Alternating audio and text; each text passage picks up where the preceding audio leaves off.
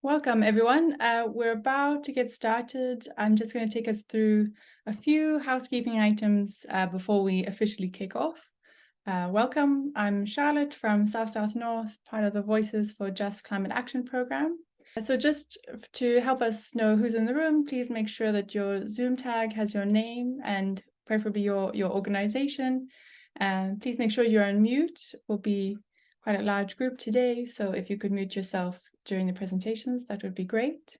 And we will have a Q&A box, so please do post in the Q&A box during our session questions for our speakers. You're welcome to post those questions in your own language. We do have interpretation today in French, Spanish, Brazilian, Portuguese, Bahasa, and English. And you can post comments in the chat box, or if there's during the Q&A discussion, if you have something you'd like to add, you're welcome to raise your hand. Right, so we have interpretation in English, Spanish, French, Portuguese, and Bahasa. So please feel free that when you are speaking to speak in any of those languages, just make sure that you have joined an interpretation channel. Even if you might be able to hear me fine now if you're listening to English, but please make sure you are in the English channel, as you won't be able to hear interpretation for all of our speakers. If you have any technical challenges, you can email us below at info@vca@southnorth.org.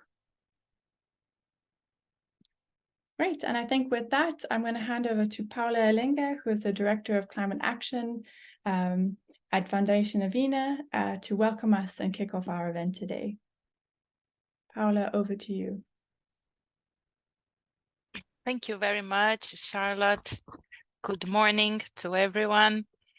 It's a sincere pleasure and privilege to be in this session today. We are already 55 people from all over the world. I know there were more than 200 people registered from different sectors and countries. So it's a real privilege to be here today. I want to thank you all for being and welcome to this session. This webinar builds on similar webinars and workshops that we did in previous years, but with less people, where we were exchanging some practical information about participating at COPs, and we found that was very relevant and very valued by participants. And now this time we come together in this workshop with the alliances of VCA, Voices for Just Climate Action, Impulse South, and Resilience Hub. And I want a special thanks to the three alliances and to all the team that has been behind organizing the session today. I want also give as for a special thank you for South North for the translation, and to the funders, the IDRC, International Development Research Center, the Ministry of Foreign Affairs of the Netherlands, and the Global Resilience Partnership for supporting this initiative. This webinar will tackle some of the challenges and opportunities to participate and engage effectively at COPs. COPs and other climate governance spaces are often exclusive and exclusionary. And what we understand is that if we don't have the spaces for representation of different voices to engage in narrative building and decision-making at global level, that's also a barrier to climate justice. So we hope that with this webinar, we can make a contribution, a small contribution, to some of the challenges that often limit the participation at global level. These barriers are related to the right to engage in some spaces, understanding which are the spaces where different participants can speak, but also technical and also language. Sometimes there's not the language understanding or the technical understanding to engage with COPs. And I'm sure that with the excellent speakers that we have here today, Andres Mogo and Salim Hook and Charlotte, you're going to have a great insight and hopefully be able to support your participations at COP. And hope to meet you all in the venue in December. Thank you. And over to you, Charlotte. Great. Thank you so much, Paula, for opening our event today. I think that really sets the scene very well for what we hope to achieve with our speakers today. So first, I'm going to hand over to Andres Mojo, who is the Regional Manager of Resilience and Climate Transition Program at Foundation Avinia. Andres has been participating in the climate negotiations for the last 10 years. He's also recently been the author of a guidebook on climate negotiations, which we will hopefully also link to in the chat. But Andres, over to you. Thank you. Thank you very much, Charlotte. And thank you everyone for the invitation to participate in this workshop. I am going to take advantage of the fact that we have translation in many languages and speak in Spanish during my presentation so that our colleagues following from Latin America can get a clear sense of some of the challenges to participating at the COP. But I want to begin by acknowledging the same thing that Paula just mentioned now. Probably one of the biggest challenges to participating in a COP, at least from a Global South perspective, is related to language, because all of these processes take place in English and it is not easy to engage in a second language coming from the Global South. So with that, I'll switch to Spanish now. Thank you very much for having us at this workshop. I'll be delivering a presentation on how to be a part of COP28. Let's focus on the two roles we have here. On the one hand, we have negotiations. Informally, we talk about it as the blue zone. And I will also be focusing on the green agenda. This is what we call the green zone. Physically speaking, we usually see a split into a blue zone and a green zone at the COP. For example, here you can see the map for COP26 and for COP27. We had separate spaces for the blue zone and the green zone. And in COP27, they also had a blue zone and a green zone. Now, let me tell you what it means to be in these different spaces. Each one of these spaces has a different focus. The blue zone is way more focused on negotiations. So if an attendee is more focused on negotiations, on official outcomes, on resolutions, and on decisions, it is very likely that these attendees will spend more time in the blue zone. This blue zone will also be led by governmental representatives from negotiators, delegations, co-presidencies, etc., etc. At the end of the COP, it is very likely that we'll see results coming from here. And these could be criticized or praised, but results are probably coming from here. Now, the green zone has a parallel agenda. On the one hand, we have pavilions and businesses. We have activism, we have side events, and we have relevant networking opportunities.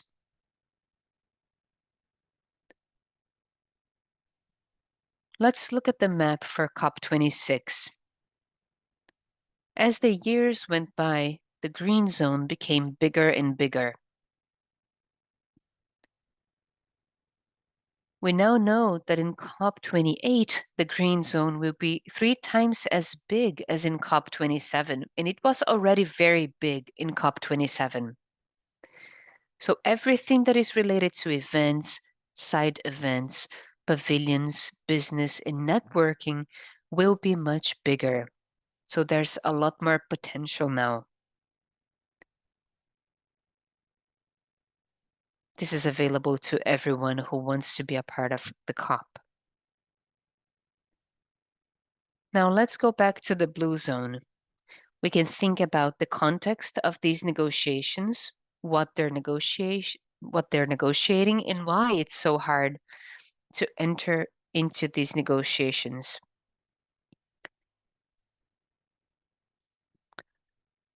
So let me quickly talk about the negotiation of the UN Convention on Climate Change, the framework. This is where we get the commitments that we have been negotiating upon.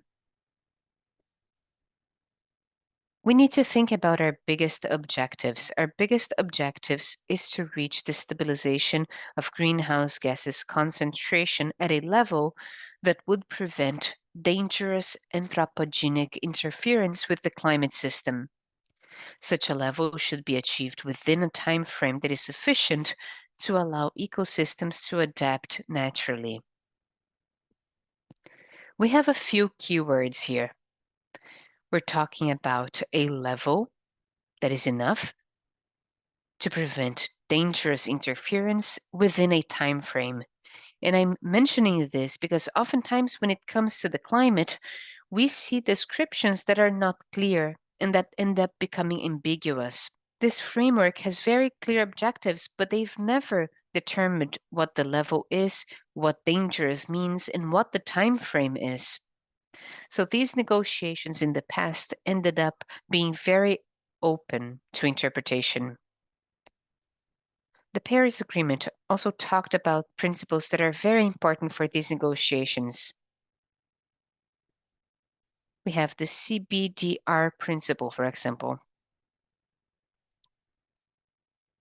According to this principle, we see that the countries that are involved in this process need to lead in combating climate change and its adverse effects.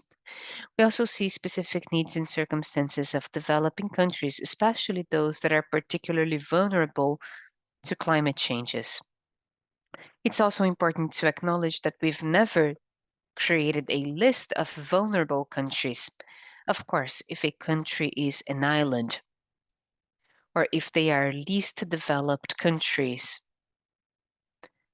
meaning they are not as developed, obviously they are more vulnerable to climate change. But beyond that, we don't have a specific list.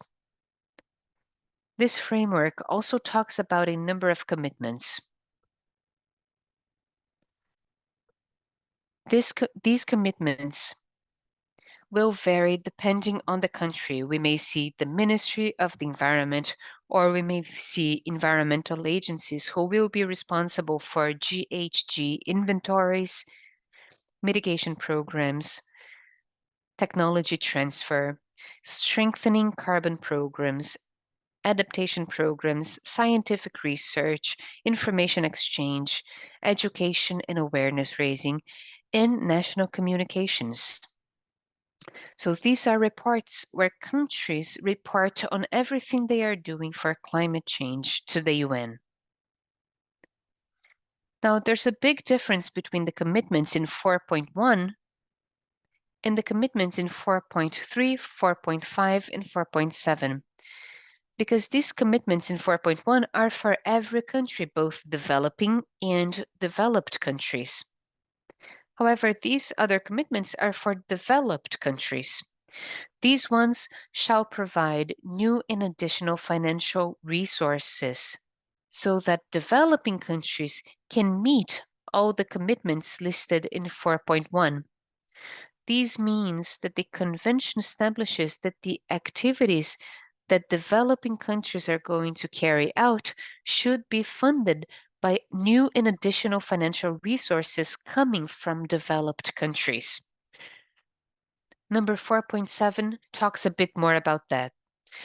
They say the extent to which developing countries will effectively implement their commitments under the convention will depend on the effective implementation by developed countries of their commitments related to financial resources. So we see very clear conditions in the convention regarding who is going to implement these commitments and what it entails. Now, let me talk about what is negotiated here. There's an international agreement that is binding and universal about climate change. Needs to have 3 points. Ambition, it needs to be enforceable, and it needs to have universal participation, of course. During climate debates, unfortunately, we didn't reach those 3 points in our agreement. We had, for instance, in the case of the convention, the first agreement that we reached, we had ambition and participation. However, during the negotiations, we tried getting to this legal binding aspect, but we did not reach it, despite the fact that it is clear who is going to finance it and how the points will be implemented. We've negotiated several points that did not reach an agreement. After the UNFCCC in 94, we had the Kyoto Protocol in 97, but that only became officially implemented in 2005. The protocol had ambition because it had top-down commitments in order to reduce the emissions in 5%, and it also included a list of 5 countries that were committed to reducing those emissions. In fact, it also had the legal binding aspect, but it did not have universal participation because the protocol had as a goal to include the countries that were in the top emission list. And the US only came in 2012. Australia left the protocol, Russia, Canada as well, Japan. And this led the protocol to a status in which only the European Union was participating, and they did not have the pressure in terms of international trade to keep reducing their emissions. We now have the Paris Agreement that came to occupy this empty space. We do have universal participation in the Paris Agreement and enforceability, but what's lacking in this case is ambition. Why is that so? Because the agreement establishes that the countries approach their NDCs, but each country has to establish their own commitments in terms of numbers. So the figures are dependent on the level of ambition of each one of the members. In the Kyoto Protocol, the participation was what's lacking, and the Paris Agreement, what's lacking is the ambition, as I just said. So in general terms, all of the negotiations you will see during COP will have to do with those 3 different aspects that are very crucial. What's happening now? Then when it has to do with this international scheme of negotiations, the Paris Agreement established that 9 to 12 months in advance before 2020, each country had to present their NDC, and they had to start implementing the NDC between 2020 and 25. Meanwhile, they had to monitor the NDC and build a new one. They needed to present biannual transparency reports every 2 years, of course, starting in 2024. We also went through a process of global assessment that was concluded in this first cycle, but every 5 years, this cycle begins again with a couple of adjustments until we reach a situation in which we are in compliance with the points stated in each agreement, the Paris Agreement currently. Now, I would like to touch on a different point, the different interests and positions of all of the countries involved, the developed ones and the developing ones. In the case of the developed countries, the mitigation of greenhouse gases is at the center of climate change goals and in their international policies, of course.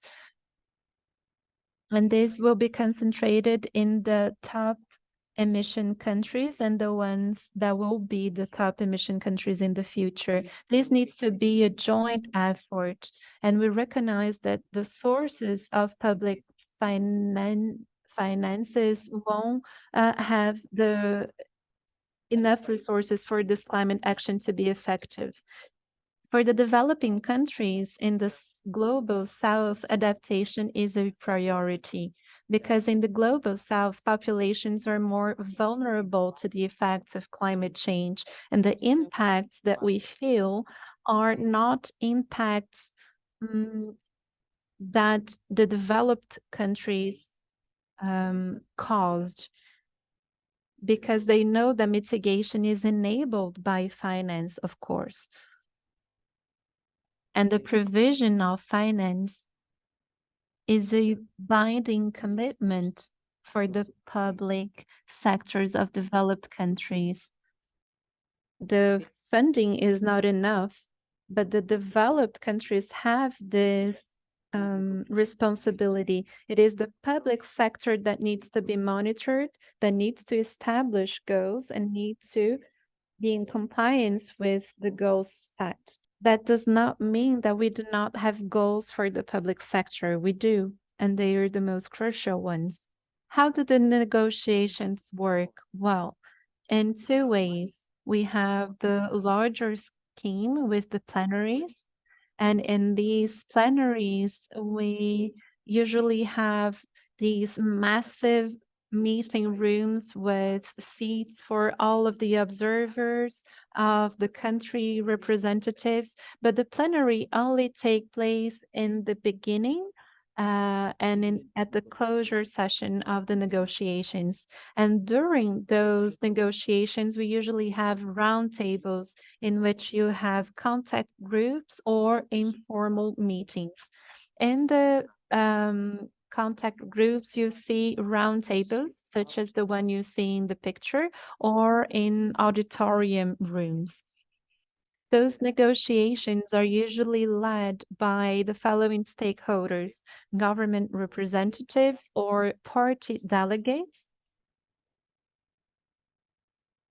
But we also have the fundamental participations of NGOs, environmental NGOs, indigenous peoples, observers, and media representatives. And the main groups that participate are usually characterized by developing or developed countries. We have 45 developed ones and 145 countries that are still in developing status, and 70% participation of Global South and 30% by the Global North. In the context of negotiations, the number of participants is usually the opposite. So 70% of the Global North and 30% participation by the Global South. It is important to mention it because the Global South participation is usually limited. Why is that? Because of technical constraints and financial ones as well. The main groups from the developed countries category are the umbrella group: US, Australia, Japan, Russia, and Canada. The group called Environmental Integrity, EIG, Switzerland, Mexico, Liechtenstein, South Korea, and Monaco. And the European Union also. And the largest group from the developing countries is G77 plus China, with subgroups of negotiations, which is complex because it is very difficult to reach a common agreement. But I am not going to go into details about that now. I would like to close now with this last slide, talking about the green zone of the COP. So I will leave the space of the negotiations and talk about the parallel agenda. It is important to say that for climate change COP is the largest UN meeting with between 40 to 80,000 participants during those 2 weeks, which means that most of the participants will go there because other participants will be there occupying the same space. It is a very important space for networking. So you meet people who live in Indonesia, South America, North America, Africa. Everyone will be there at the same place, and it is a unique opportunity for establishing connections. It is very crucial to identify the valuable opportunities beforehand. What can be those opportunities then? How can you make the most out of this opportunity of being at COP? Well, you can ask yourself 4 questions. Do we want to make contacts during the COP event? If the answer is yes, it is really important that you prepare yourself and prepare your contact info. Be sure you have a website ready or presentation cards. And also maybe printed information where to use to talk about your work. You can also contact in advance, reach out to those people, to those players and actors you want to maybe meet with, identify, send emails, or arrange meetings. See who are the observers, who are the contact points, so you can talk to them before the event takes place. If the goal is to make contacts, ask yourself if you can actually invest on those contacts. Maybe you can organize a cocktail meeting or invite them to dinner. Those spaces and occasions are important. The second question is, do we want to show what we do? Do we want to evidence what we do? Well, then you can maybe consider the possibility of organizing a UN side event, which are usually organized in advance. Applications are closed in June. You can also participate in the pavilion events in order to identify your allies that can generate good opportunities for you.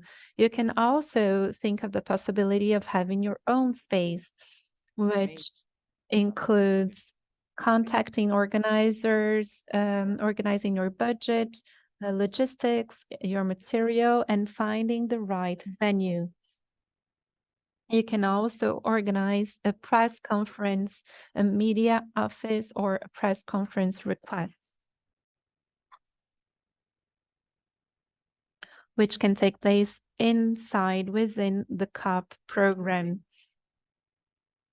The third question, I apologize, would be, do we want to influence global agenda? In order to do so, it is crucial to join coalitions like Youngos or CAN International, maybe indigenous groups or NGOs.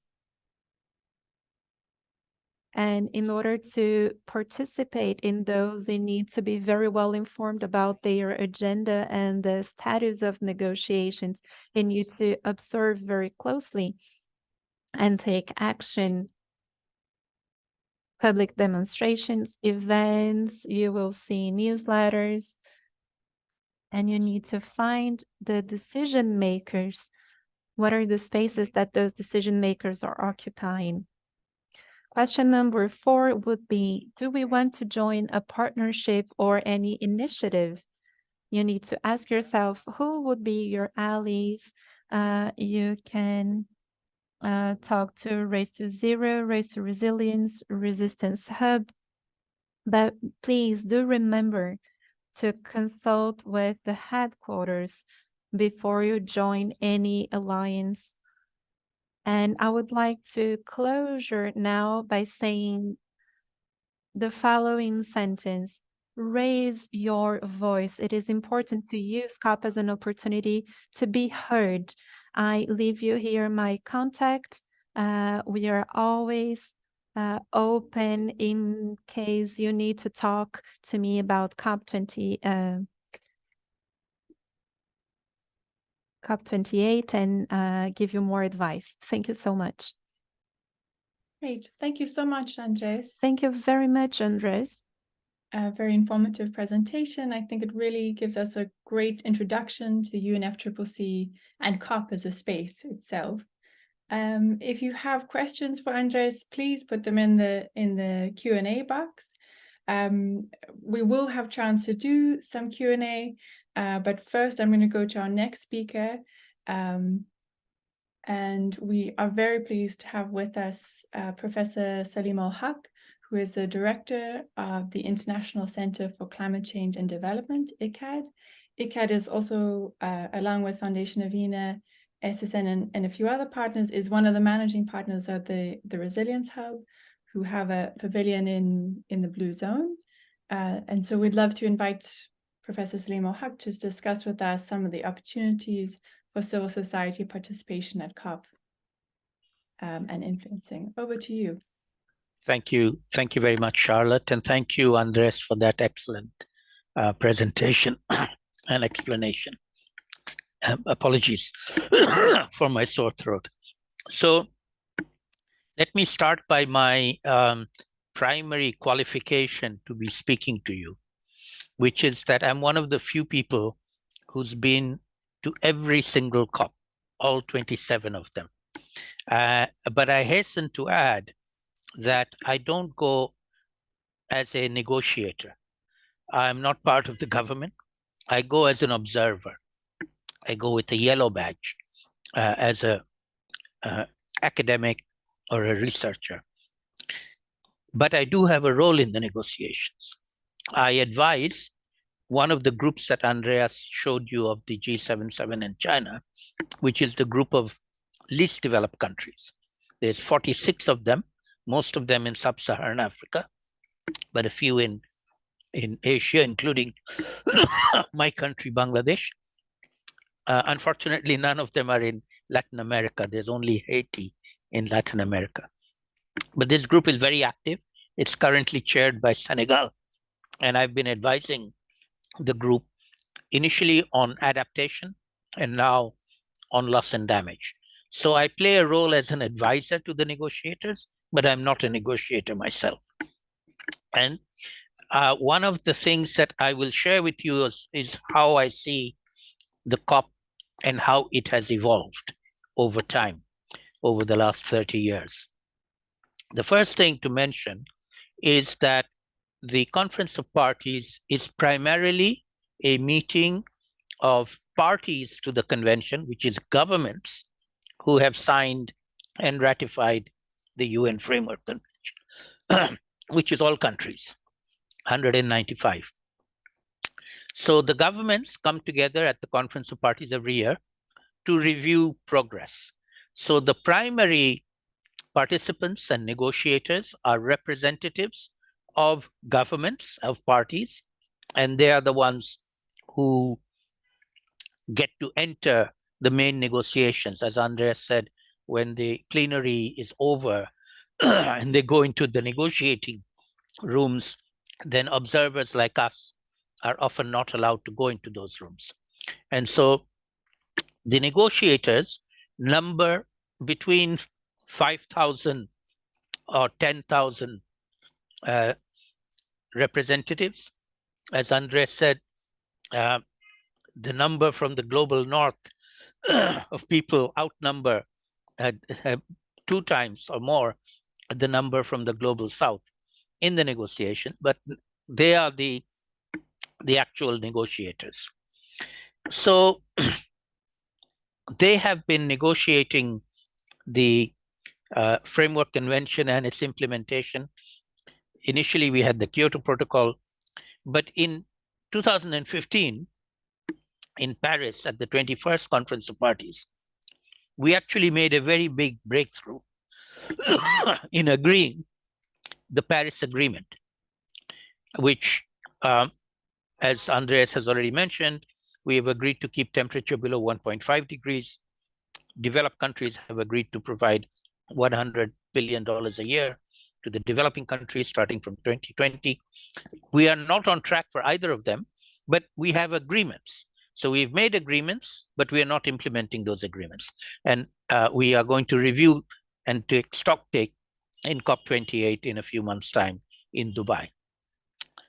But a very important thing happened with the Paris Agreement, in my view, and that is the Paris Agreement unlocked who needs to be involved in implementing the Paris Agreement.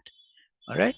Until the Paris Agreement was achieved, we needed governments and heads of government to agree to things. They had to be involved in order for us to get agreement. We got it. Once they agreed and we have the Paris Agreement, it's actually a pathway to tackle climate change, from mitigation to adaptation to now loss and damage and finance and many other things. And that pathway can be joined by anybody, all of us. We have license now to implement the Paris Agreement. We don't need the permission of our president or our prime minister or our minister of environment. Whoever we are, whatever we want to do, we can actually do it. We are empowered. The Paris Agreement empowers every citizen on the planet to take action to implement the Paris Agreement. We don't need anybody's permission to do that. All right? And so one of the things that has happened after COP21 is that the COP every year, as Andreas said, it gets many tens of thousands of participants. Only 10,000 are negotiators. The other 20, 30,000 are non-negotiators. Why are they going there? What are they doing there? In my view, they are actually the more important participants in the COP. And the COP is actually two COPs now. The first COP is what I call the COP of the talkers, the negotiators. They talk way into the night, sometimes all night. Sometimes they don't finish on time and they take an extra day to keep on talking. And at the end, they come up with something, a decision on paper. But the paper doesn't mean much because they go home and they don't implement it. All right. So the negotiators are the talkers. They are the COP of the talkers. The rest of us are the COP of the doers. And that's what we do in the pavilions, in the blue zone, in the green zone, the networking that Andres talked about. It's meeting up with fellow people who want to do something. You pick a topic, pick forestry, pick indigenous peoples, pick mitigation, pick coal phase out, anything you want. You will find allies and people working on that from all over the world, and you have an opportunity to network with them. And the Resilience Hub that we've been running for several years is one of those places where you can network, bring people together. And in fact, you will see nowadays the COP presidency has a theme for every day of the COP. These themes, there's a theme on mitigation, a theme on coal, a theme on agriculture this year, a theme on health this year. These themes have nothing to do with the negotiations. These are not reflected in the negotiation. They are just themes for people who are doing things on health or agriculture to come together and do something and make announcements.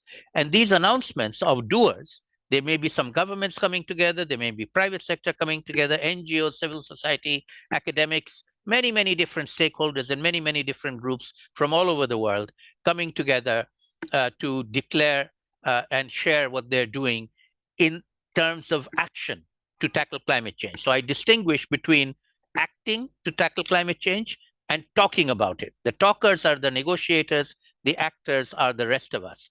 Before I close, let me just say, if you want to influence the negotiations, the negotiators, then my advice would be to talk to your own country negotiators. Before you go to the COP, talk to them before you go, tell them what you would like to see. Talk to them during the COP when you are there, give your advice to them, because they are the ones who are inside the negotiations. You are not, you and I are not. We can only pass on messages through negotiators whom we know. And the ones that we all know are our own country negotiators. So we should meet with them, and as Andrea said, invite them for dinner or a coffee, have a chat with them, ask them about what's happening, what they are doing, and then tell them what you would like them to do, because they are your representatives. Sometimes you may get a chance to actually become part of the delegation. Nowadays, a lot of governments take in NGOs and young youth as members of their delegation. You get a pink badge, which is a government delegate badge, and they allow you to participate in the negotiation. They don't allow you to talk, but they allow you to go into the meetings and listen. That's a valuable experience. If you manage to get that, I would recommend that you do it and you get inside the negotiation.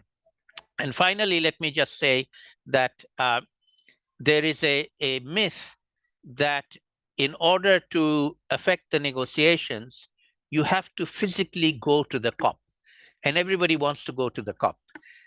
Going to the COP is good. It's nice. It's a networking opportunity. But if you really want to follow the COP, you don't have to go to the COP.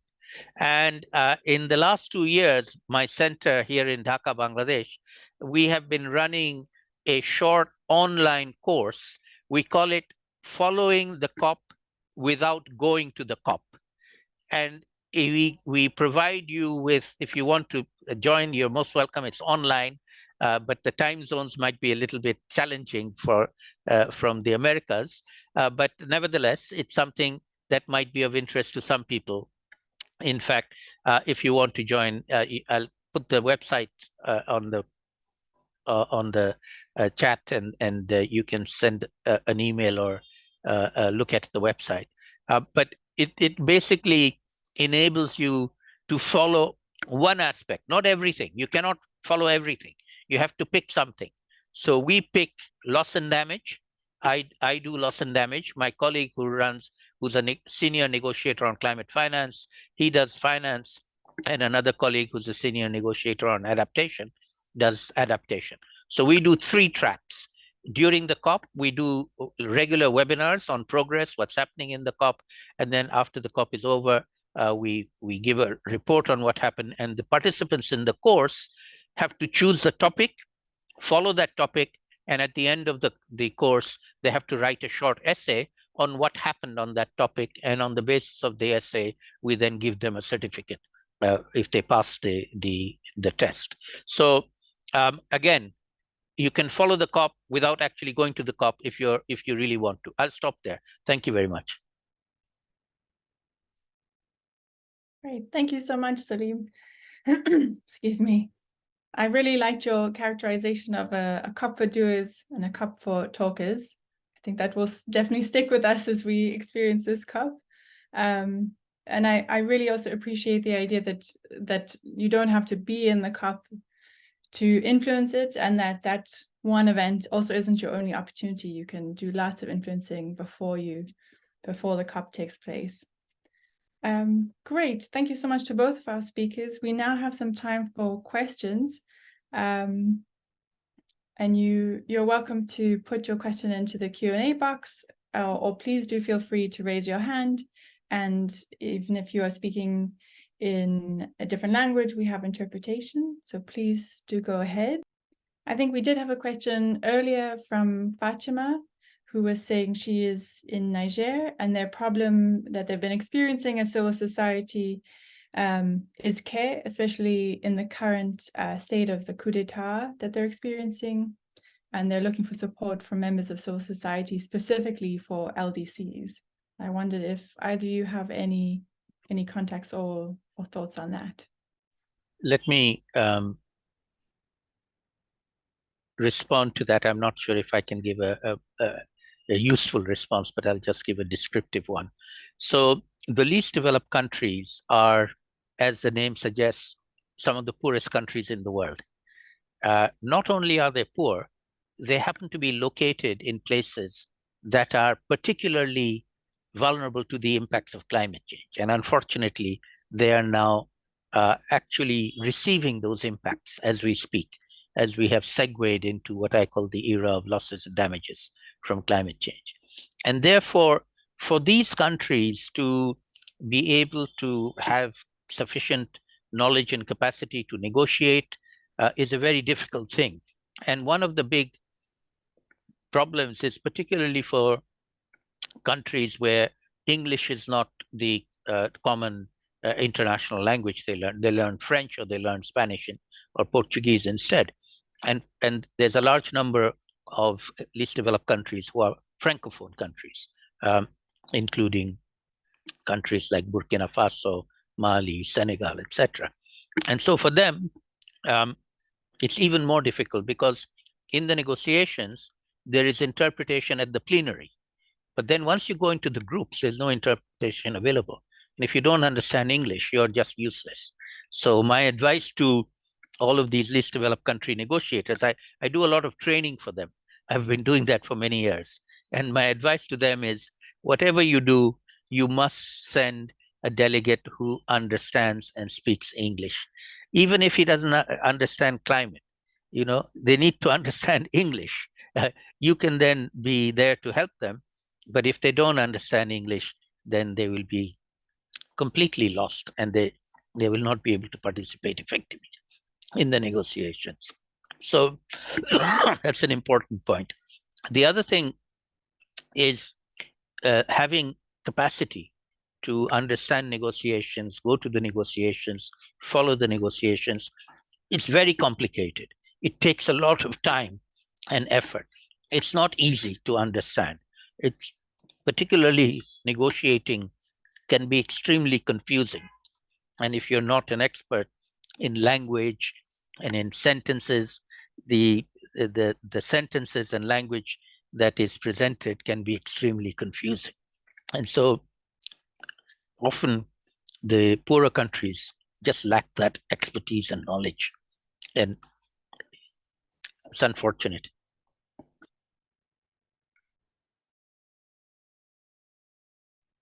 Salim, I think that certainly resonates with some challenges within VCA. We also experienced last year, I think having an interpreter with you also requires an additional badge, additional funds, and all of those are in short supply anyway. Great, I see a few other questions. I think there's one for Andres in the chat from Paz. Could you mention more about the main commitments that countries must fulfill and how civil society can generate pressure to increase ambition? Thank you very much for that question. So the main commitments are those derived from the Paris Agreement. The Paris Agreement, as I had said in the beginning, only stipulates that countries need to develop, present, implement, and report on their NDCs. So those commitments are in each country's NDCs. You will be able to easily find them if you look in Google for the NDC registry. You can just type NDC registry UNFCCC, and then you will see the list of countries and their individual commitments.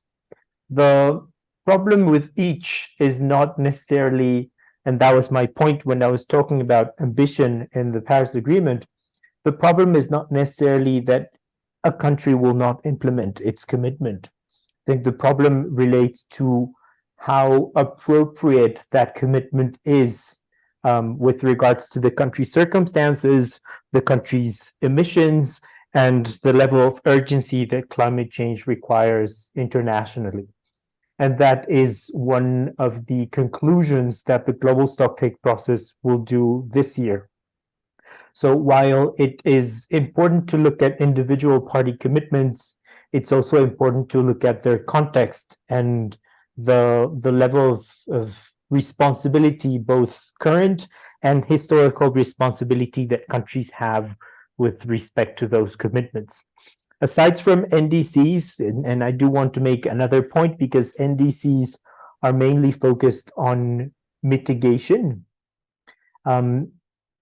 Countries are supposed to implement additional actions other than just mitigation. If you look at Article 2 of the Paris Agreement, which stipulates the objectives of the agreement, you have a global goal on adaptation, global goal on mitigation, and a one on finance. So it's important that those three be implemented equally. And Article 3 of the Paris Agreement says that NDCs should cover mitigation, adaptation, finance, technology, and capacity building. But sadly, most NDCs, particularly from developed countries, are only making reference to mitigation. So there's a big gap there with regards to how we fulfill commitments related to finance, technology, and capacity building. Thank you. Thanks, Andres.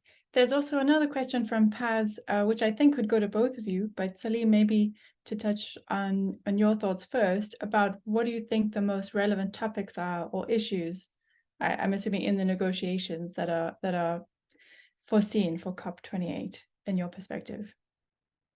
I mentioned earlier, focus almost entirely on the issue of loss and damage from climate change.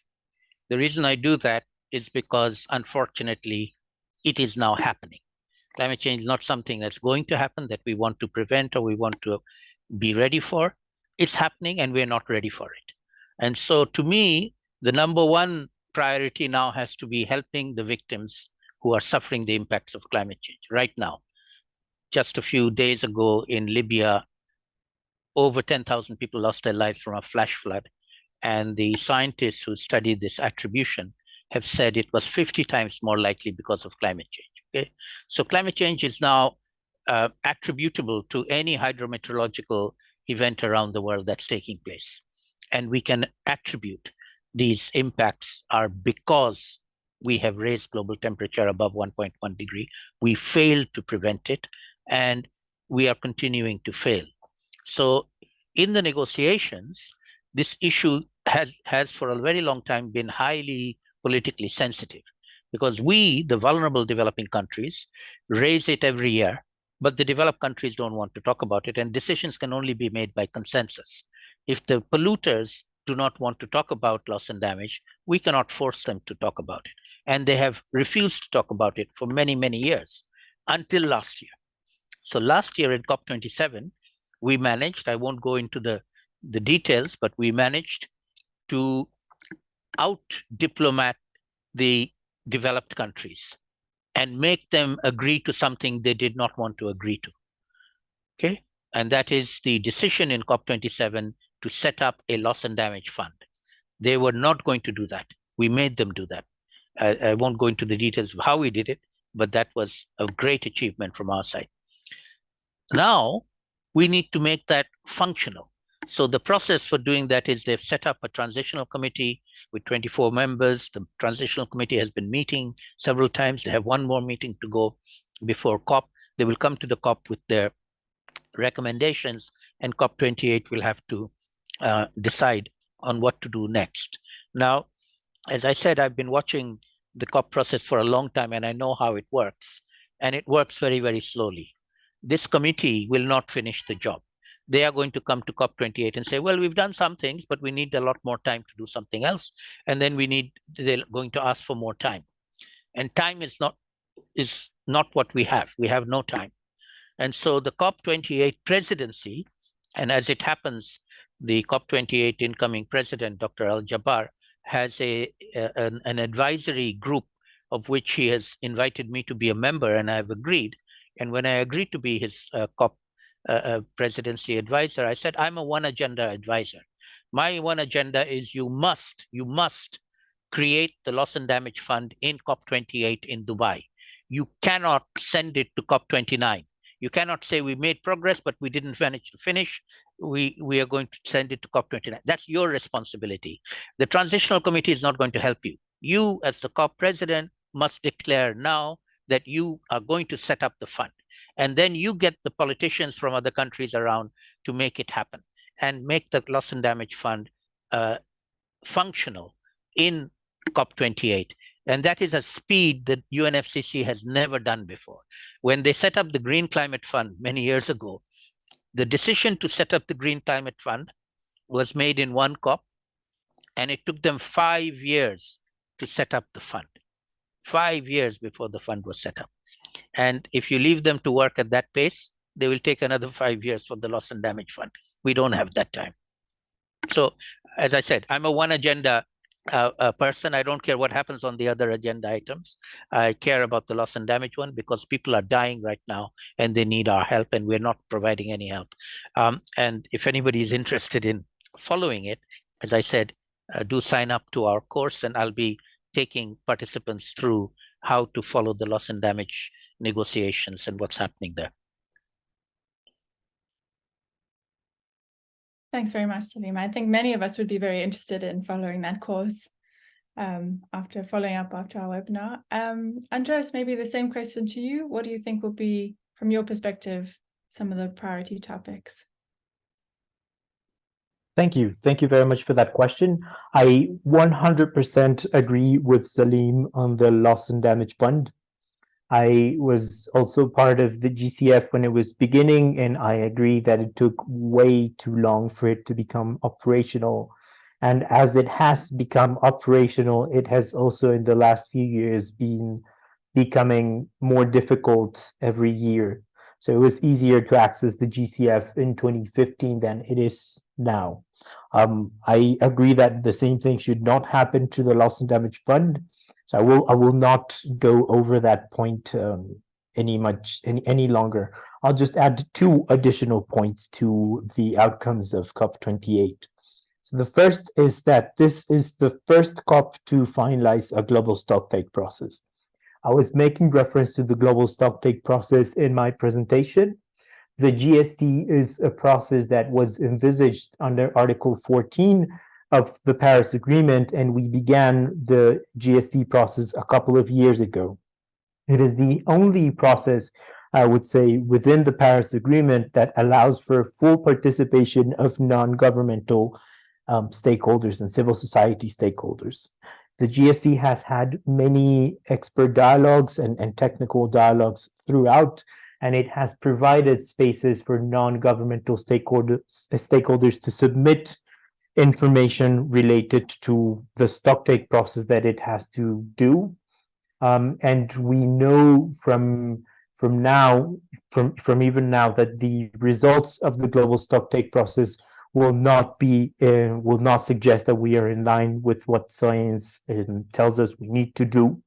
So it's important that we take that as strongly as we have to, and that the results of the GST be politically urgent and push parties in the new round of NDCs that most will prepare next year to take the results of the GST into consideration. So it's important to follow that and make sure that the results are as strong as they have to be. And a second issue within the negotiating agenda that I would add is the process of the establishment of a new collective quantified goal on climate finance. This is a process that, again, was decided at Paris that it should be finalized at the end of 2024, so it will not conclude this year, but this is the last chance that we have to guide that process towards an outcome that is not solely political. The current goal on climate finance, many of you may have heard, the 100 billion a year goal was the result of a political process only. So it does not take into consideration the needs and priorities of developing countries. And it's important that the new collective goal that will be set up next year does do that. And we have so far had, and by the COP, we will have had 7 technical dialogues on the NCQG, on the new collective goal process. And we need to make sure that the decision that comes out of COP28 already harvests on some of the conclusions that these dialogues are having. This is something that we were not able to do in COP27, but it's important that we do it now, because it will be impossible to come at the end of next year and remember what happened at a technical dialogue 3 years ago, when the intention was for the goal to be the result of a participatory and collaborative process and not just a political process. So that's why I want to highlight the process of the new collective quantified goal as well. Thank you. Great, thanks so much, Andres. And then I see a question from Theo, which I think many of us can relate to, is that there are so many events and sessions to attend at COP as a participant. It can be very overwhelming. what do you recommend attendees keep in mind to make the most of their time? And I think maybe we can start with you, Andres, and then to Salim. Sure, it is true that too many things happen at the same time at the COP. So what I would advise is to either pick one of the work streams and focus on that, and maybe touch base with colleagues that are following other work streams and have them inform you on what's happening in that. So if you are following negotiations, for instance, negotiations tend to organize themselves in work streams. So you can either follow adaptation negotiations, which will include, in this particular COP, for instance, the global goal on adaptation. You can follow mitigation negotiations, which will include in this COP as well the Sharm el-Sheikh mitigation program, or finance negotiations, including the talks around guidance to the GCF, the GEF, the new collective goal, or the long-term finance process. Or you can follow ambition negotiations, or NDCs, or the global stocktake, or the indigenous peoples and communities platform. I would just advise anyone following negotiations to pick one and make sure that you attend all the sessions, because then it will begin to feel like the soap opera that it tends to be. Or if you're not able to do that, maybe if you can step back and participate in civil society meetings that will be doing that, and that will be providing with an update of what's happening in the negotiations. It's also important, as Salim was suggesting, to liaise with the delegation from your country. It's sometimes more difficult to find a space to speak with your delegation or with your government in your country than it is to do it at a COP, because there's a political commitment from the government representatives attending a COP to attend conversations with civil society from their own country that are also at the COP. So it's a good place to find an agenda and speak with them, ask them about their priorities, what they expect for the COP, what they will be pushing, and then ask for another meeting a week after so that you can get a report from them as well. That is also a very good opportunity to take advantage of during a COP.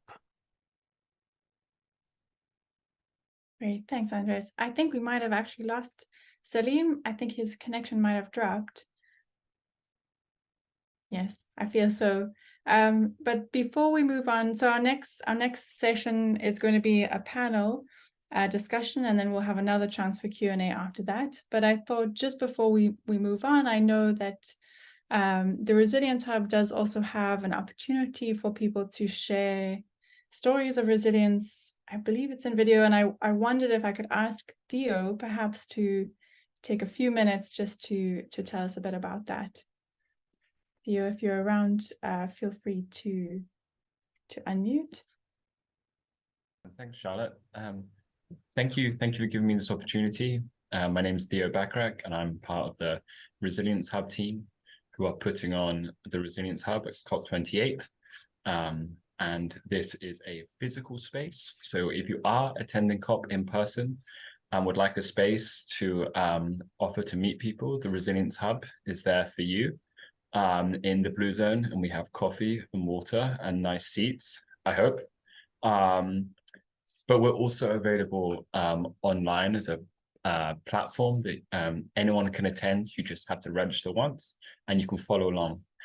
My request to this audience is the Resilience Hub is really focused on elevating stories and ideas about climate resilience, but bringing those stories and ideas from different regional perspectives.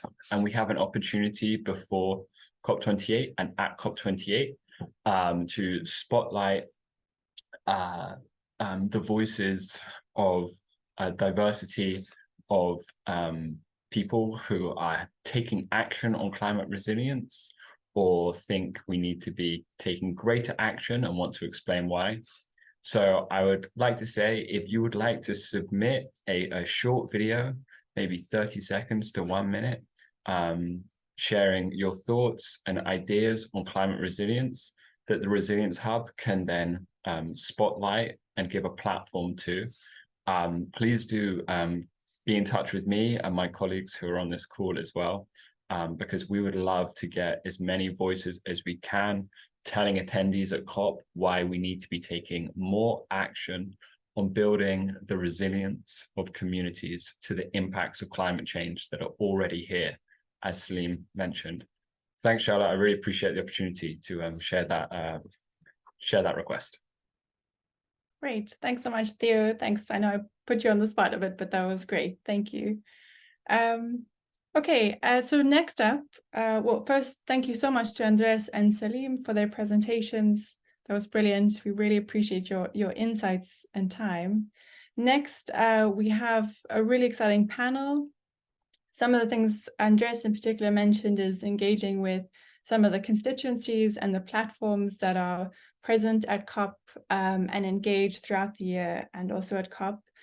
So we have 3 speakers today who each have different experience of engaging in slightly different platforms to share with us what those platforms are about, how they work, what they're trying to achieve, and how you as an attendee at COP can participate during the event or perhaps at other times throughout the year. So first, I'd like to welcome Carla Maas, who's from the Climate Action Network, which is part of ENGO, the Environmental and Non-Governmental Organizations constituency. That's right, it rolls off the tongue quite a lot. Yeah, we'd like to invite you to share your thoughts on how can the constituency represent groups who are at COP, how does it work, and what are some of the ways that it engages within the UNFCCC space. Then Carla, over to you. Thank you everyone for the invitation, for the space, and the possibility to share with you my experience and the occasion to explain to you how we have organized ourselves so far. It is important to say that Ken is one of the observers. And the acronym is ENGO, E-N-G-O, so environmental NGOs. We are not the only representative or the only organizations that represent ENGOs in general. We also have the Demand Climate Justice. We are 2 organizations that are the focal points for the larger group. And this is something important for you to understand. Throughout the time, the GC and us have articulated better to have a common vision as an articulation group. This was an internal process for cohesion and organization that had ups and downs throughout the time. I would love to talk to you about the space that I know better and that I am represented here today. And I would like to tell you about our operations. Climate Action Network is the name of the organization. We have this acronym CAN, and we have several organizations that articulate themselves in this structure with a lot of sections. One is an international one, and it is composed by NGOs and national organizations as well. So one has international organizations and the other national organizations. Why do we have these 2 different sides? Because we have different momentum in those 2 different spaces. In the US, for instance, we have CAN, and in Latin America, we also have CAN. This is where I work in Latin America. And those spaces have different activities. All of those organizations form a constellation in different countries with different levels of reach. Some organizations work with Oxfam, with WWF in an international level, and others work more regionally or nationally, even in Latin America, in Africa, and within countries in those regions. And obviously, there is a lot of variety and diversity in those regions. Some organizations carry out work in political incidents and advocacy, or with projects in order to strengthen the resilience of communities and to enhance the ability of adaptation when it comes to impacts of climate change. So it's a whole universe of different organizations, but with an important characteristic. They all represent a bridge. We're always connecting amongst different organizations to understand better this macro political view and how to use it in our favor nationally. So all the different groups can truly have a voice that is heard internationally and nationally as well.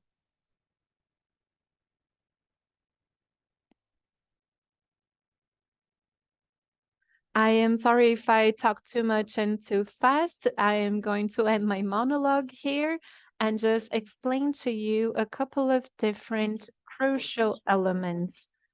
Why is our articulation so important within civil society?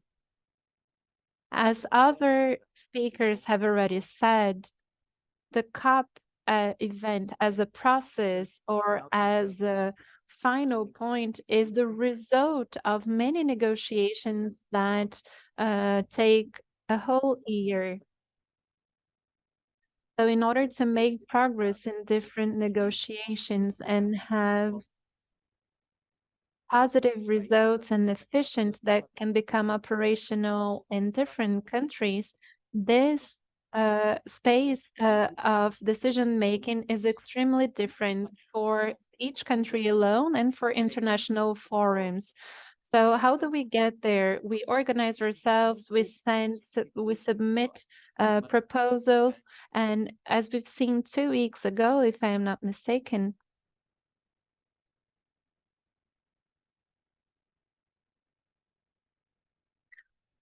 there were a couple of actions raising awareness for us to abandon the dependency on fossil fuels. So that's one example. Civil society is always putting pressure into governments to act, to create change. So when citizens demand something, we are playing a very important role as civil society. And then there's something that is more connected to generating proposals more formally. As Andres already mentioned, there are different themes of negotiation, and each one of those large subjects have a stream for negotiations. So civil society can certainly give their input, and CAN is an accredited organization that can participate in those roundtables and bring ideas that are used in the pool of inputs that are taken to the different process of negotiations. Also, we don't want to stop at a formal official space. We want to work as a network. We want every international center or organization to have a direct connection with local negotiators or the negotiators in the groups where their countries reside. Because it is in these channels, through these connections, that we'll be able to put forth our propositions, make requirements, and give voice to complaints from civil society. This is how negotiators can get to the COP with our input, with the knowledge of what we want as a civil society. So this is an opportunity we must take advantage of before the COP. So every organization who is interested and who wants to be a part of this process needs to occupy this space. This is a space that happens naturally with these negotiators at a smaller scale, and then we can scale it up throughout the process. We need to make these connections stronger, nationally speaking. Otherwise, we don't have as much advocacy and as much impact.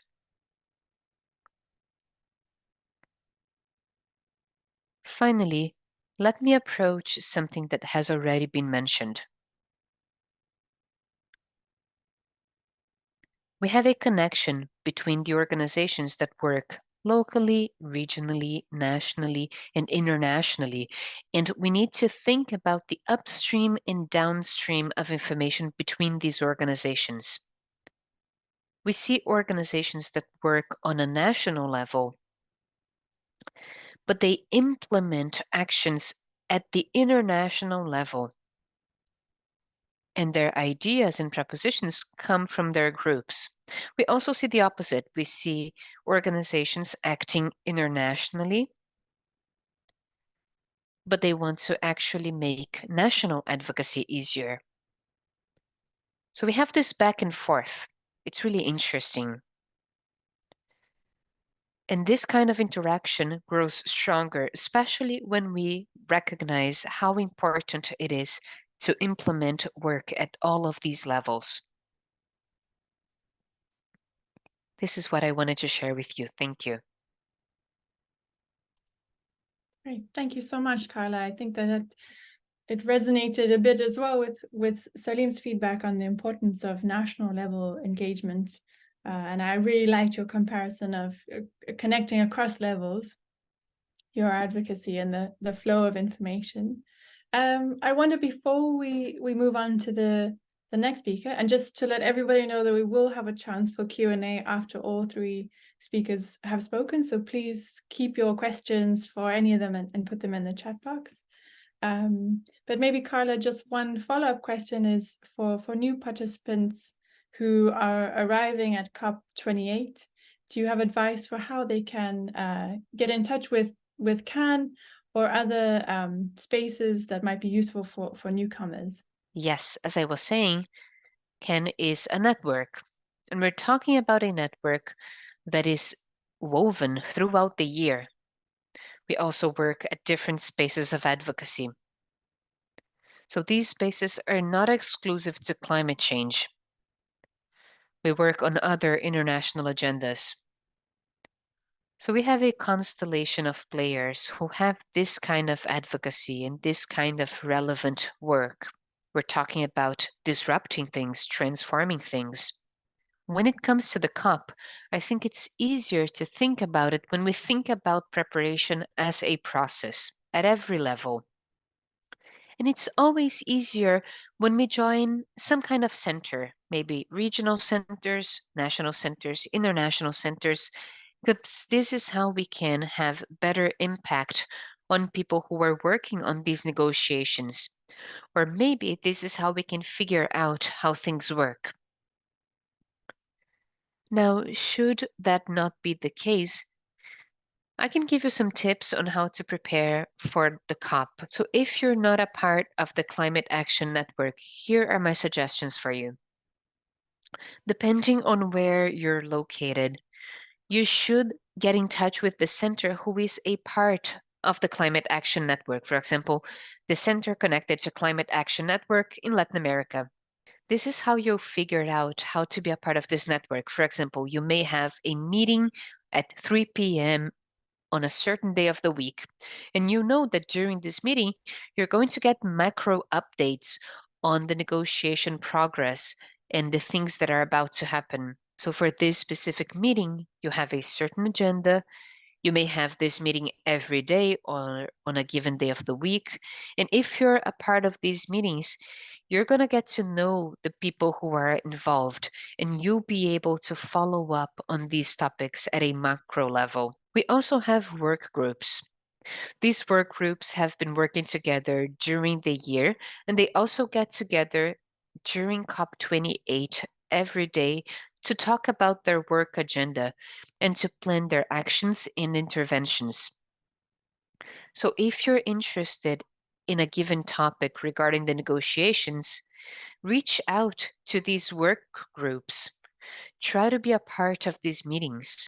This will enable you to understand the negotiations in a better way. You may also feel a need to do better at networking so that you have better, more sustainable work over time. So that's something I'd recommend too. I think these are the most simple and robust ways to connect at the COP28. Of course, you also have the website that is available to you on the internet. You should be able to find the work groups on their website. You can fill out a form to be in touch with the people who are coordinating these work groups. They belong to different organizations and they either chair or co-chair the work groups. Great, thank you so much, Carla. I think that was really, really useful and practical for anybody attending COP or preparing to attend COP. Thank you so much. And next, I'm going to hand over to our next panelist, which is Ms. Faith Lumania, who is the Economic Justice and Climate Action Lead at Akina Mamawa Africa. Faith is going to share with us some reflections on the women and gender constituency and their experience. Faith, over to you. Thank you. So it's good that I'm speaking right after Carla, because the ways in which the women and gender constituency organizes is quite similar to how CAN and ENGO specifically organizes. I think for me, one of the ways in which I have benefited from CAN is that at the SB 58 this year, the Bonn Climate Conference, I arrived a week late and I was able to get an update by attending the CAN update, one of the CAN update meetings. And I got an update on everything that had been discussed during the first week. So some of these spaces are really quite beneficial. So I'm going to speak to you about the Women and Gender Constituency.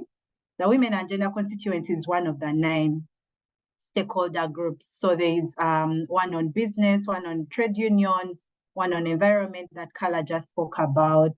There's indigenous people.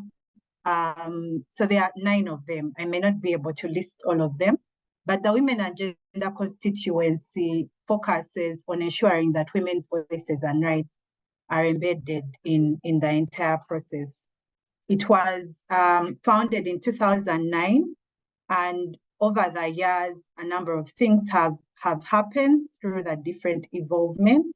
One of the things that I wanted to highlight is the fact that by 2011, there were 32 member organizations of this particular constituency.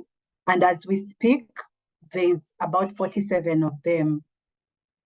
And the other thing I wanted to highlight is that as part of enhancing the participation of various groups of women, feminists, and gender justice advocates that are working across the globe, the Women and Gender Constituency is going through what we call regionalization process.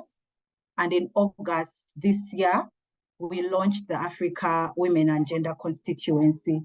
Our process is ongoing right now to try and support the establishment of the MENA region Women and Gender Constituency.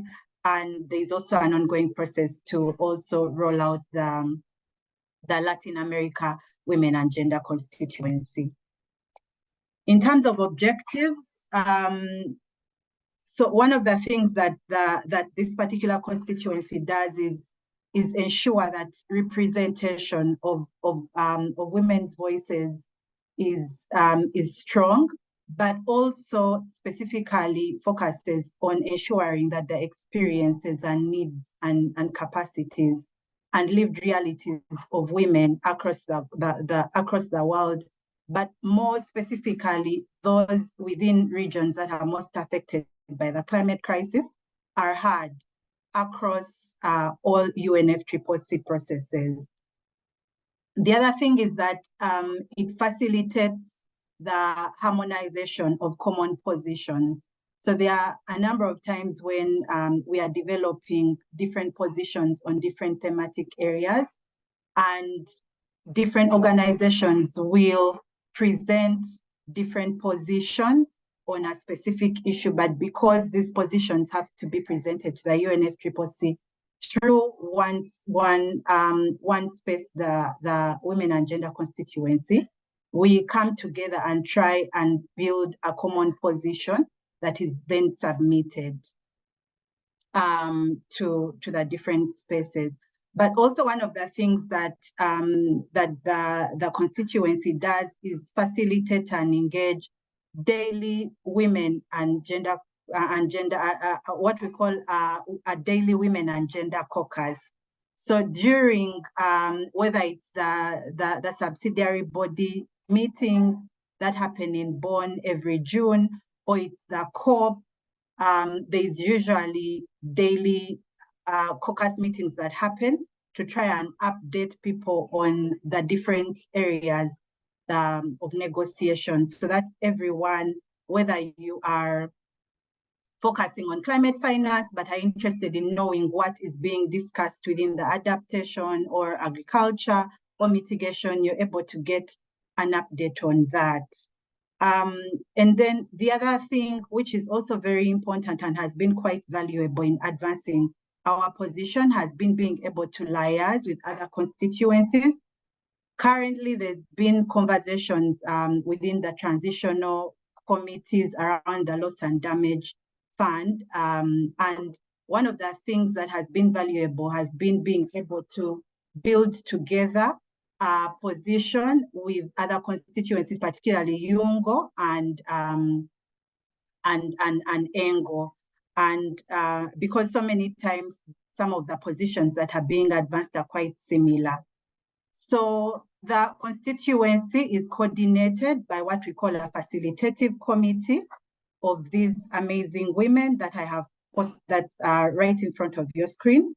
And each of them represents a different region within the world. And so they are able to facilitate the engagement and participation of different women that are involved in around climate justice advocacy. So I think one of the things that I was requested to highlight is how the Women and Gender Constituency works. And I will try and summarize this. One of the things that is critical, obviously, because the purpose of the constituencies is to facilitate women's meaningful participation within different UNFCCC processes. And so one of the ways in which this particular constituency works is that there are usually calls that will happen with the secretariat to be able to try and inform and influence, for instance, what the agenda should be. There is also coordination in terms of participation of WGC representatives to the different boards and bodies of the UNFCCC. There is usually one-on-one meetings that happen with the chair and also the co-presidency. Last year, as we were getting closer to COP27, one of the things that we did organize, that we did have, was a meeting with the co-presidency from Egypt, where we were able to present particularly the African positions ahead of COP27.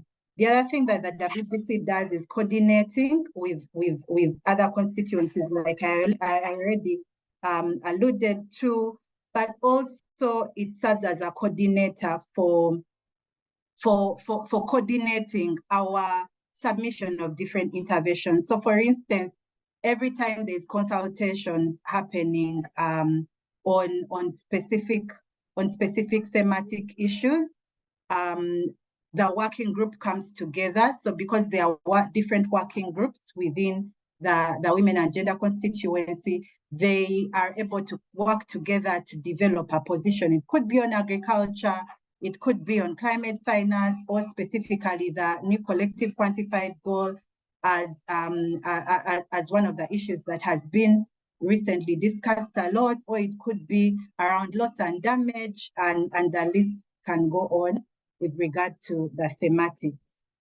There's also usually monthly calls that happen within the WGC itself, but also with the COP presidency. So the WGC monthly meetings that happen are able to inform the engagement that would happen then with the COP presidency, but also there's constant sharing of information on some of the things that are being discussed, but also practical and logistical information to help members as they engage or are involved.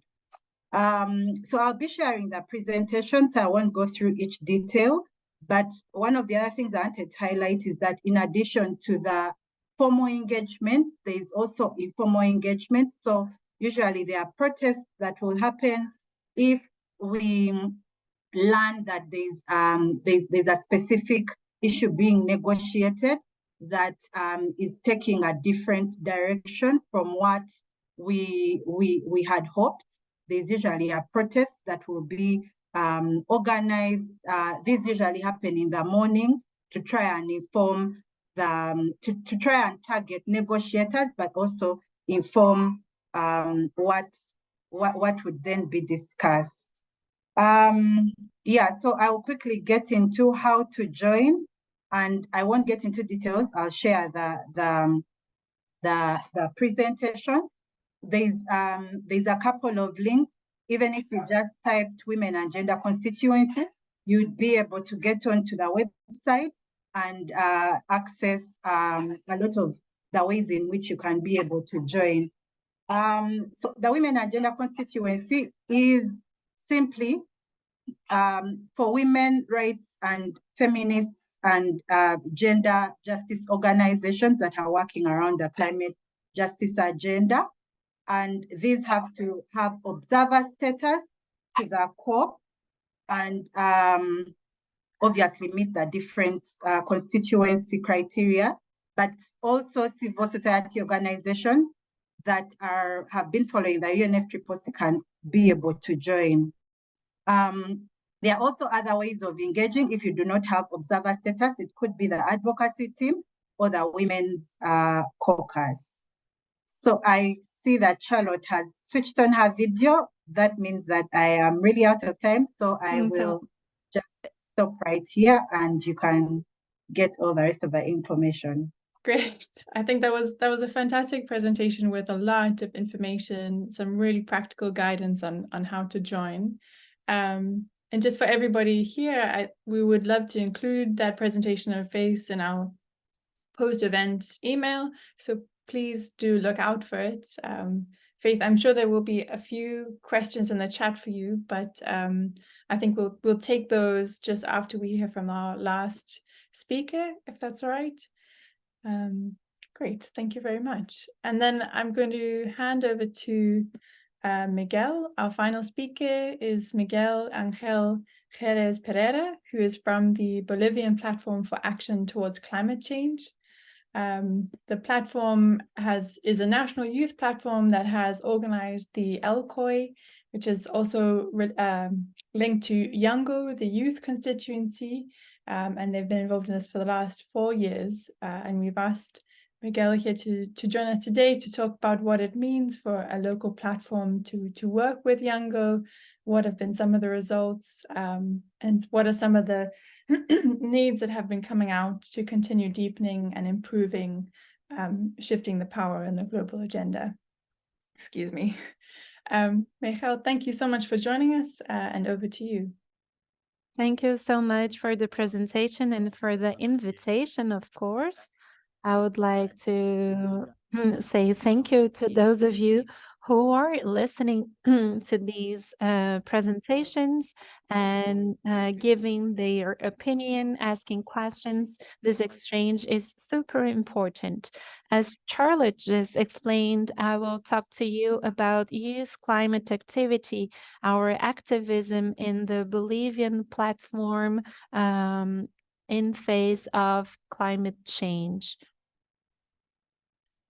This is a joint work with other organizations from civil society in Bolivia, worldwide, and some UN agencies. First of all, I have a question for you. Why do you think we need to act now? All of the panelists that talked before me have talked about the structure of the negotiations, but they also gave examples of other events that take place in several countries. We can answer the question I just asked you with this image. We're going through a situation where the planet is on fire. At least here in Latin America, we are now going through the dry period in the year, and we feel like the world is burning up. And why it is so important to take action, we have the climate clock that is ticking. And I don't think we talk enough about that timing that is so important. The climate clock was launched internationally thanks to the work of a lot of different organizations, and it states how much time we have until we reach those 2 extra degrees, which is known as the point of no return. And according to the climate clock, we will get there in 5 years.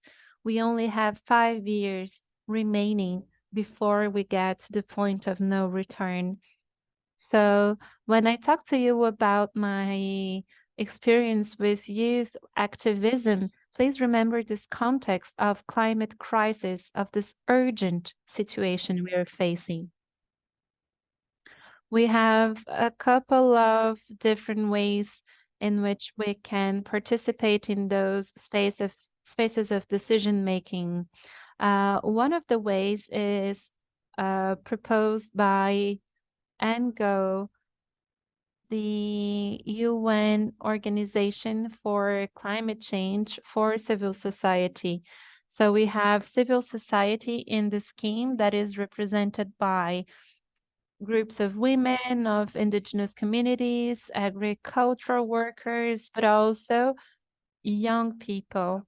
And that's where we are working. The YOUNGO is composed by focal points, as you can see on the drawing, and also by global coordination teams, the GCTs. We also have working groups and, of course, individuals and organizations that are all around us, people that can work together alongside YOUNGO. Here you have some examples of different subjects for working groups. And in the YOUNGO membership scheme, you can note how it is divided. Most of the participants come from Asia, Africa, Europe, and we have very little participation from Latin America. From the Americas in general, North America, South America, and Central America are lacking participation. And this got us thinking, the official spaces that we have at our disposal are not being used to their full potential by individuals that could be more engaged, in our opinion. So on behalf of PBACC, I would like to explain to you that we are part of over 1,000 organizations that are affiliated to YOUNGO. This platform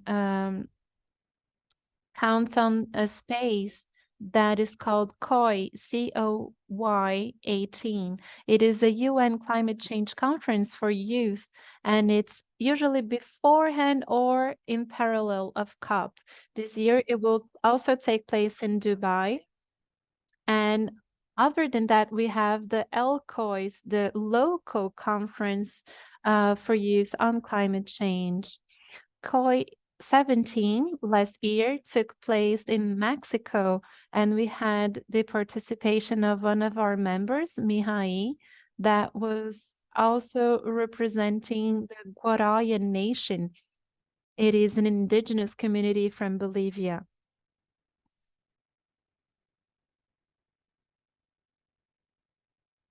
So on top of COI, LCOI, we also have RCOI, the regional conferences for youth on climate change. Last year, we had an RCOI based in Costa Rica, and young people all over Latin America came over to participate, and we were able to draft an agenda for action composed by proposals by over 300 young people who were there participating in person. And we had 8 representatives from Bolivia, some of them from indigenous communities as well. Youngo also organizes, as I said, the LCOIS, meetings or conferences that are more local. In Bolivia, we have already organized 4 LCOI editions.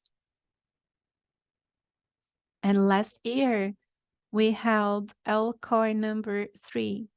We had 4 in total, but Mexico, for instance, has already organized over 15. We can also talk about the regional aspect of those conferences. We had over 1,000 people who registered, and that allowed us to organize a meeting in Cochabamba with 150 young representatives from urban areas, from rural areas, from Afro-descendant communities and indigenous ones. It is a very inclusive event. The organizations that wish to become accredited need to prove experience, but need also to be extremely committed. Having said that, I would like to reinforce the importance of having a lot of diversity and have as many organizations as possible engaging. We are going to hold in La Paz the 4th LCOI in Bolivia because we had really good results last year. So Young Co challenged us to go even further in our ambition this year. They said it would be wonderful for us to increase the number of young people participating and including more rural representatives from Afro-descendant communities and indigenous ones as well. According to Young Co, it is important for us to include subjects that are nationally important but internationally relevant as well. These events are extremely large and they are organized by young people, but of course we also need financial resources.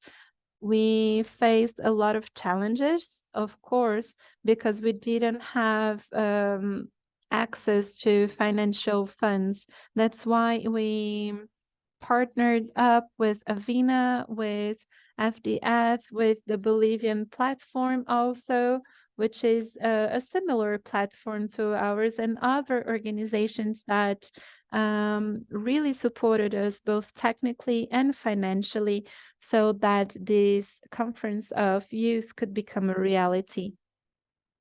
I have another question for you.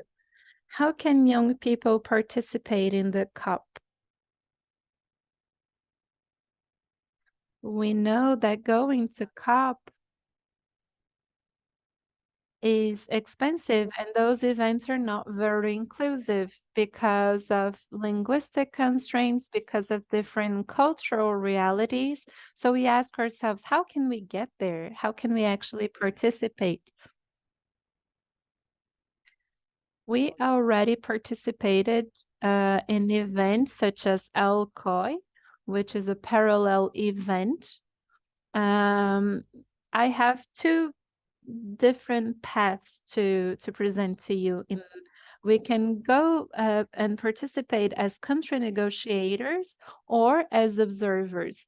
The first option, in the case of Bolivia, it is a bit more difficult for political reasons.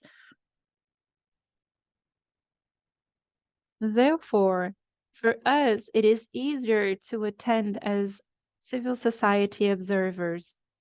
Last year, we had two representatives of our platform who went to Egypt to COP27 with the support of Jubileo organization.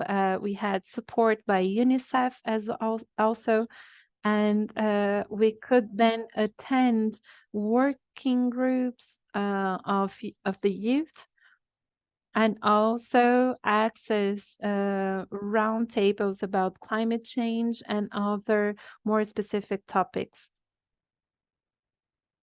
I attended COP26 in Glasgow as an observer. We also had access to networking spaces with other young people from other countries and other NGOs. There we met Kama. After 2 years, we were able to finally meet. We just received an invitation to register for CANLA, for Latin America, CAN, and we were super happy to get that invitation because it is crucial to be part of such a coalition in order to strengthen our position as a Latin America representative. You are all invited to attend as observers. I work alongside an NGO that fights for the rights of indigenous communities, and I was able to choose roundtables and negotiation meetings that spoke about those matters more specifically, what the indigenous communities do in order to face climate change effects, and etc. We also were able to network with other organizations to tell them about the work that we do, organizing our COIs and LCOIs also in parallel to COP. As activists, we always need to be present, attending those activism events. Because what got me here to this position was my role as activist. We need to be there in every demonstration, in every event where extractivism policies are questioned, so that we show to other young people who are not necessarily engaged into that fight yet, how important it is to think about carbon footprint and other environmental issues, so that collectively as youth we can pressure our governmental authorities. All of that activism work strengthens our role as actors that have an incidence in events such as COP, COI, and other conferences too. It proves that we can truly represent the youth, because behind our participation, our attendance to those kind of events, there's this huge work of activism carried out by students, by young people. It is a kind of a grassroots work in the basis nationally in the countries where we act. Therefore, I find it is extremely important to go to COP through our activism work. We cannot ask for financial funds to travel there if we haven't participated nationally and regionally in conferences, in workshops, in demonstrations, and etc. So my final message for you is the following. In the coming years until 2030, we should see the fastest transformation that the history of human beings has ever seen. This is our mission. This is the countdown. Thank you so much for listening. I'm very grateful for the invitation, and I am open to answering any of the questions you may have. You have all my contact details, and I thank all of the participants, the attendees. Maybe not this edition of COP28, but other events, the next COP edition or the parallel events. I invite you all to attend, to participate and engage. Great. Thank you so much, Miguel. It's quite a powerful message to end on and to sort of bring our speakers to a close as well. Thank you very much.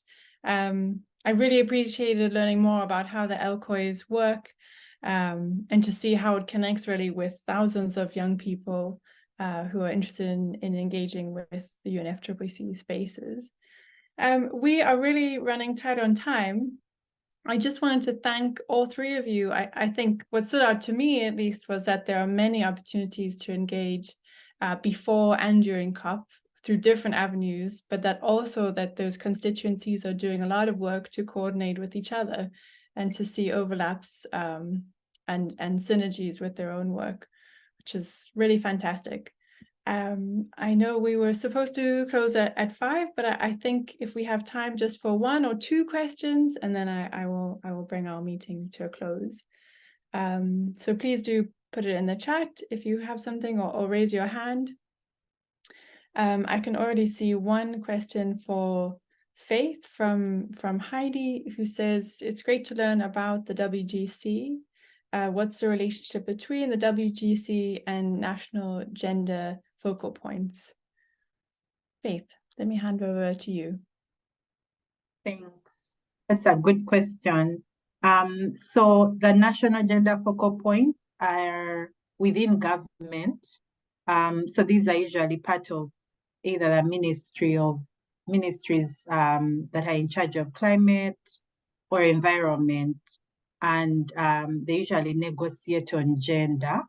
And yes, there's usually there's a very close working relationship with the national gender focal points. And usually when it comes to, say, the SBs, that's the board meetings, or at COP, there's consultations that are usually held with these focal points. And actually, when it came to the discussions around the global stock tech, there was a lot of engagement to try and monitor how different countries are delivering on their commitments around gender within the context of the Limawa program. Yeah, I hope I answered your question. Great, thanks, Faith. I'm just checking if we have maybe one more question. Otherwise, I think we are tight for time.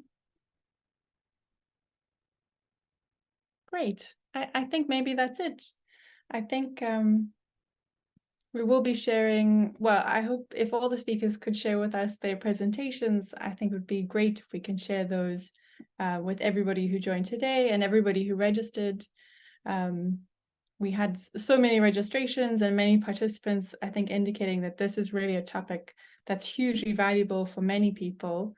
And certainly as the VCA program, it's one of our goals to support local partners to understand and engage in COP. And I think this discussion today has presented so many opportunities to really make the most of the opportunities that are available and to be coordinated in how we engage in such a huge and confusing and intimidating space like COP.